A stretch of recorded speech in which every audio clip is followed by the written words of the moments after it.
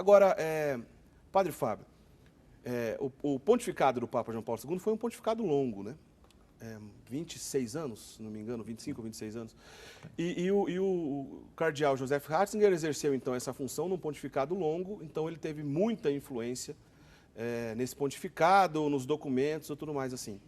Mas nem tudo, né, foram só momentos de alegria. Teve alguns momentos também que o cardeal Ratzinger precisou usar, vamos dizer assim, de uma autoridade que lhe cabia, do cargo e da função que ele exercia, para também pontuar alguns desvios, vamos chamar assim, no campo da teologia, né? E mais famoso aqui no Brasil, especialmente, é a chamada teologia da libertação, não é isso?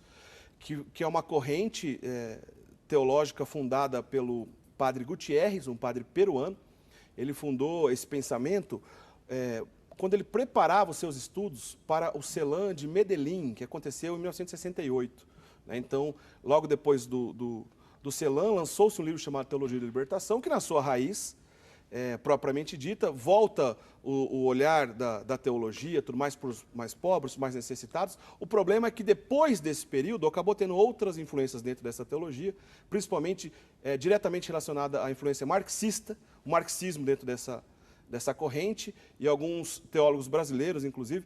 Em 1984 e 1986, a Doutrina da Fé, a Congregação para a Doutrina da Fé, emitiu documentos oficiais, então, em 1984, 1986, pontuando ali possíveis desvios, né? Então, a gente pode dizer que toda essa carga aí, teológica, esses estudos, serviram ora para indicar o caminho e ora para corrigir possíveis desvios.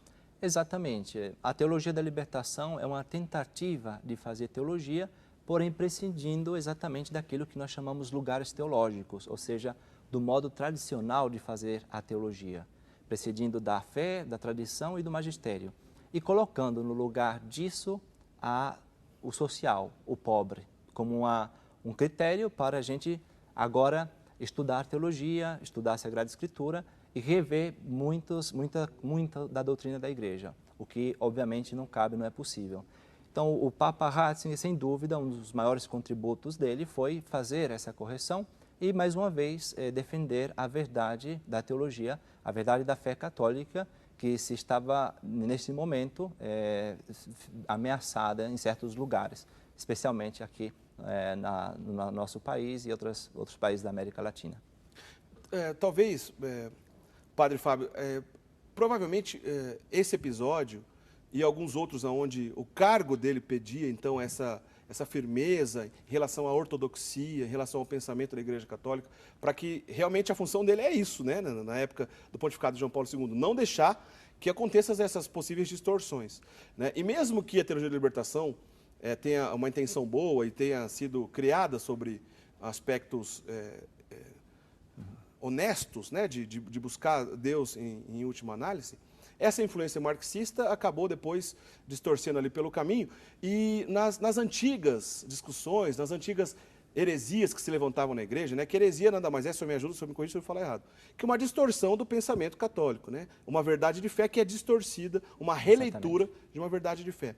E, por exemplo, um ponto de uma heresia antiga, Jesus 100% Deus ou 100% homem? Levantava uma discussão, a igreja se reunia e dava ali um aval. Sobre um aspecto, dois aspectos, ou em determinadas épocas, não mais que isso. Nesse período da teologia da libertação, é como se muitos aspectos fossem, então, tomados por essa releitura marxista, e por isso que a coisa fica um pouco mais complicada. Será que isso tem a ver com as diversas vezes que tanto o cardeal Ratzinger, depois como Papa, que ele discursou e foi duro e foi enfático quanto o que ele chamou de relativismo? Tem a ver com isso também? Um pouco sim, nós podemos dizer que a própria teologia da libertação não deixa de ser um modo de relativismo, uma maneira de relativismo, porque o relativismo pretende substituir, digamos assim, o papel da verdade. Não existe uma verdade absoluta que seja válida para todos nós. Então, a teologia da libertação, ao tirar o conteúdo da fé, esvaziar o conteúdo da fé, ela está relativizando. Portanto, quando o Papa corrige a teologia, quando o Papa luta contra o relativismo em diversos documentos, principalmente quando ele falou ditadura do relativismo, porque é algo que já ultrapassou o âmbito teológico, já está no âmbito da moral, da vida social de tantas pessoas, então ele está também, de alguma maneira, alinhando, colocando no lugar o desvio da teologia da libertação.